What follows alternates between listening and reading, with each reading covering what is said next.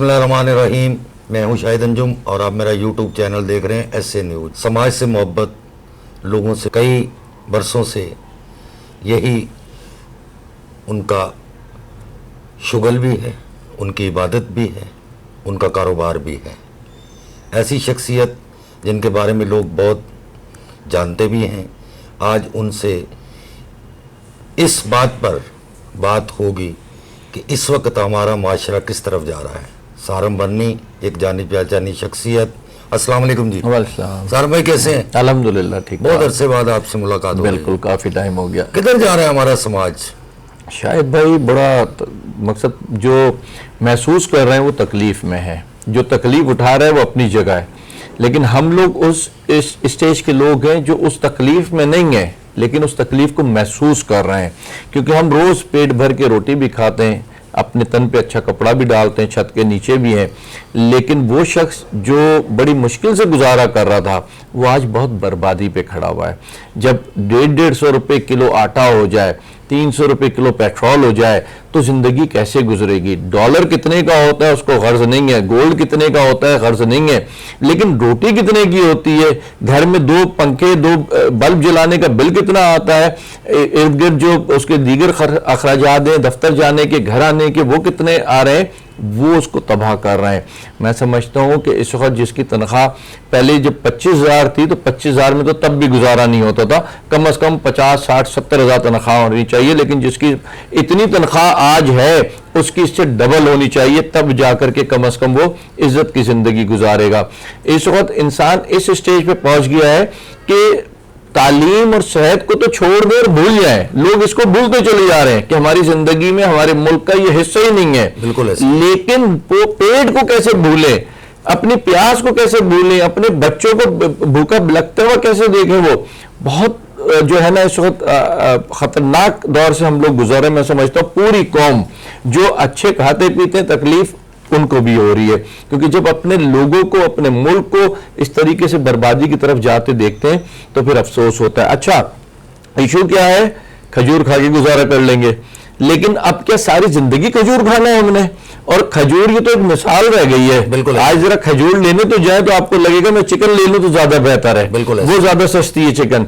तो हम किधर जा रहे हैं, हम किधर खड़े में? हम हर किस्म की तकलीफ उठाने को तैयार हैं। ये मैं बोल रहा हूं, मकसद मैं अपनी कौम की तरफ से बोल रहा हूं, उसके अल्फाज बोल रहा हूं। हर किस्म की तकलीफ उठाने को तैयार है, लेकिन क्या कल हमारा कुछ रोशन नजर आता है? अफसोस ये है कि हम आज तकलीफ भी उठा रहे हैं और हमें कल इससे ज्यादा अंधेरे में नजर आ रहा है। सर भाई, किस नौयत के अब ज्यादा आपके पास जो है वो केसेस आ रहे हैं? क्योंकि आप के पास मेरा चूंकि बड़े पुरानी शनासाई आपसे, तो मैंने देखा हर नौयत के, लेकिन अब कुछ ज्यादा किस तरह के केसेस आपके पास? शायद भाई मुझे, आप शायद अपना वक्त भूल गए, मुझे सब कुछ याद है, लम्हा लम्हा याद है, वो उम्मत अखबार याद है जब छापामार टीम में होते थे और कैसे कैसे केसेस निकालते थे, चीज़ें होती थी। हालात हम ये नहीं कह सकते कि बहुत अच्छे थे। हम जब से पाकिस्तान बना है हम ये सब कुछ देखते आ रहे हैं, लेकिन अब बहुत बदतरीन जगह पे पहुंच गए और ये इल्म हो रहा है अब, क्योंकि उस वक्त से अब तक कोई अच्छा वक्त नहीं आया, तो आगे उम्मीद हो गई है ख़त्म, जिससे मसाइल बहुत बढ़ रहे हैं।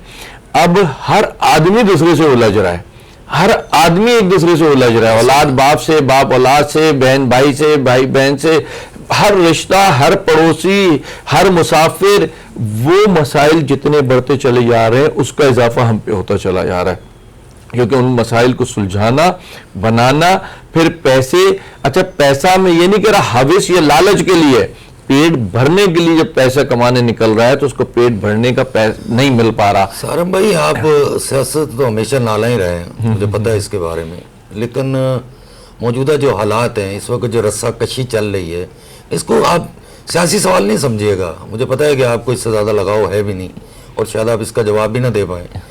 मैं ये कह रहा हूँ कि आपका चूँकि एक ट्रस्ट है, लोग आप पे भरोसा करते हैं, और जिस तरह आप मेहनत करके लोगों की खिदमत भी कर रहे हैं, बजट पे फर्क पड़ा है इससे? शायद भाई बहुत फ़र्क आया है, बहुत फ़र्क आया है। और मैं अक्सर दोस्तों में जब बैठते हैं, जब अपने स्टाफ में बातचीत होती है, तो हम यही कहते हैं कि अगर वैसे देखा जाए हम कोई फरिश्ते नहीं हैं, लेकिन रेपुटेशन बहुत बेहतर है हमारी, मैं अच्छी भी नहीं कहता, बेहतर है। तो जब हम पे इतना फ़र्क आया है تو اس کا مقصد یہ ہے کہ حالات بہت زیادہ خراب ہیں. اس وقت بھی اگر ہم سروائیو کر رہے ہیں, ہم کھڑے ہوئے ہیں, ہم چل رہے ہیں, ہم لوگوں کی مدد کر رہے ہیں, تو وہ پاکستان کے لوگوں کی سپورٹ پہ ضرور ہیں, لیکن پاکستان میں رہتے والوں کی سپورٹ سے نہیں ہے.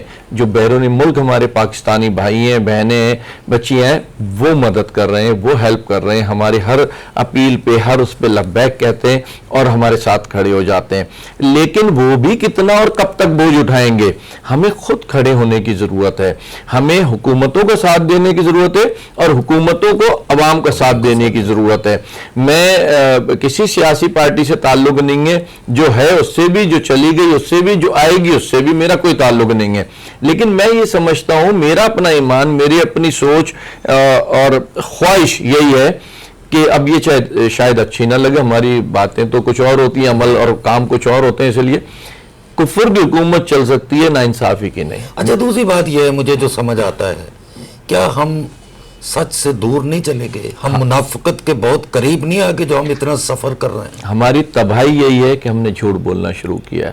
آج میں کسی چینل پہ دیکھ رہا تھا, طیب اردگان کا بتا رہے تھے, میں حیران ہو رہا تھا اور افسوس بھی ہو رہا تھا, دکھ ہو رہا تھا مجھے کہ یار جو اس نے باتیں کہی ہیں تو میں کب سے کہتا آ رہا ہوں, مجھے وائرل نہیں کیا تم نے کیونکہ میں طیب اردگان نہیں ہوں. ٹھیک ہے, میری سوچ اور میری قوم تک کے نہیں بچائی تم نے کیونکہ میں طیب اردگان نہیں ہوں.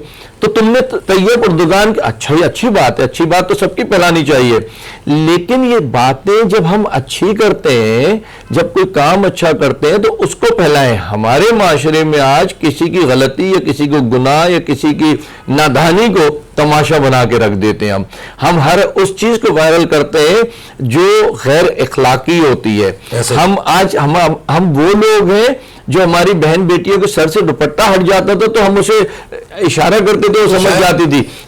شاید آپ کے کچھ دن پہلے والے بیان سے بھی آپ نے بہت سبق سیکھا ہوگا کہ آپ کو اتنا مجھ سے سچ نہیں کہنا چاہیے تھا, لیکن مجھے ایسا لگا کہ بہت آپ تکلیف میں تھے ان بچوں کے لیے کہ جن کو ایک ایسی پگڈنڈی پہ ڈال دیا گیا جہاں کانٹے کانٹے ہیں. شاید بھائی کیسے برداشت کریں, ہم بھی تو بچے والے ہیں, ہمارے بچے بھی تو پڑھ رہے ہیں, ہمارے بچے بھی تو جذبات رکھتے ہیں. کوئی کسی پارٹی کے ساتھ چلا جاتا ہے, کوئی کسی پارٹی کے ساتھ, کوئی پارٹی کے ساتھ جا رہا ہے, کوئی عیاشی جوا کھیلنے بدماشی کرنے نہیں جا رہا, اس کو سپورٹ کرنے جا رہا ہے. اب اگر پارٹی کی طرف سے ایسی پالیسیز ہوں کہ وہ بچے دہشت گردی کی طرف چلے جائیں, دہشت گردی کی عدالتوں میں چلے جائیں, تو تکلیف تو ہوگی نا. مجھے کسی پارٹی لیڈر سے کچھ نہیں لینا دینا, کسی کی سپورٹ سے نہیں لینا دینا, لیکن ان بچوں کے ساتھ ہونے والی زیادتی پہ ضرور بول رہا ہوں اور بولوں گا. آپ کوئی اچھا کہے, برا کہے, کسی پارٹی کا کہے, کسی دشمن کا کہے, وہ اس کی سوچ اور اس کی مرضی ہے. لیکن میں یہ دیکھ رہا ہوں کہ اس وقت لوگ تڑپ رہے ہیں, پریشان حال ہے. ان کی پریشانی میں ہمیں بولنا چاہیے اور لوگوں کو سننا بھی چاہیے جو کرتا دھرتا ہے. سہارنپور بنی صاحب یہ فرما رہے تھے کہ سیاست سے میرا کوئی تعلق نہیں ہے, میں نے خدمت کرنی ہے اور میرا مشن یہی ہے اور التجا یہی ہے کہ آپ سچ بولیں, منافقت سے دور رہیں, لوگوں کو اچھا راستہ دکھائیں, لوگوں کی تکلیف کو سمجھیں. ملتے ہیں مزید ویلاگ کے ساتھ, دیکھتے رہیے ایس اے نیوز. اللہ نگہبان.